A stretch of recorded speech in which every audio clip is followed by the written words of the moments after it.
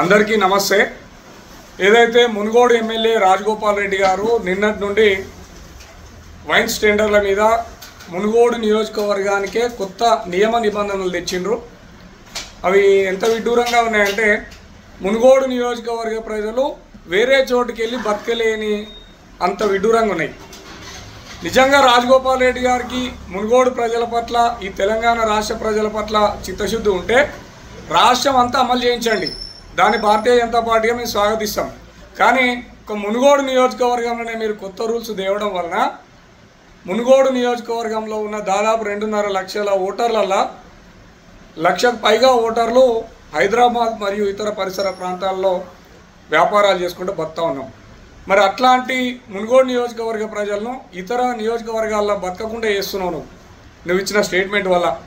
ఇవాళ పక్క నియోజకవర్గం వాడు వచ్చి పక్క మండలం వాడు వచ్చి ఇక్కడ టెండర్లు వేయొద్దని అంటే మరి మనం పోయి వేరే దగ్గర బతలేమా?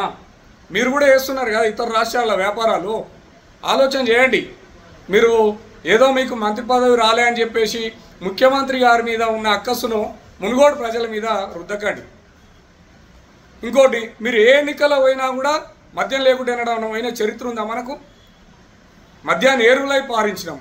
రేపు రానున్న స్థానిక సంస్థల ఎన్నికలలో కూడా మీరు మద్యం ఏరులై పారిస్తారని మునుగోడు ప్రజలు ఎవరిని కలిసినా చెప్తారు।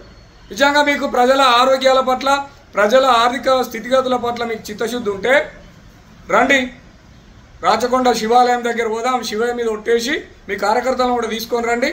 మేము రాబోయే ఎన్నికలలో ఇక మద్యం పంచము, మేము డబ్బులు వంచము, ఎన్నికలు జీరో బడ్జెట్ పాలిటిక్స్ పోతామని చెప్పండి। కాబట్టి మీకున్న ఇంటెన్షన్ని ప్రజల మీద రుద్దొద్దు। నిజంగా మీరు తీసుకున్న నిర్ణయాలు కొన్ని నిర్ణయాలు స్వాగతించదగ్గట్టే ఉన్నాయి, ప్రజల ఆర్థికంగా ఆరోగ్యపరంగా ఆలోచించే నిర్ణయాలే ఉన్నాయి, కానీ అవి రాష్ట్రం అంతా అమలు చేయండి। మీ కాంగ్రెస్ పార్టీ ప్రభుత్వమే కదా రాష్ట్రంలో అధికారంలో ఉన్నది, మీ ముఖ్యమంత్రికి చెప్పి ఆ గెజిట్ మొత్తం స్టేట్ మొత్తం మీరు చెప్పిన నియమ నిబంధనలతోటి ఆ గెజిట్ రిలీజ్ చేయించవచ్చు కదా, అదేవిధంగా నోటిఫికేషన్ వేయించవచ్చు కదా। ఒక మునుగోడుకి ఏమైనా సపరేట్ రాజ్యాంగం ఉందా? కాబట్టి రాజగోపాల్ రెడ్డి గారు ప్రజల ఎమోషన్స్ తోటి ప్రజల జీవితాలతోటి చెలగాటం ఆడొద్దు, మీరు మీ కాంగ్రెస్ పార్టీ ప్రభుత్వము।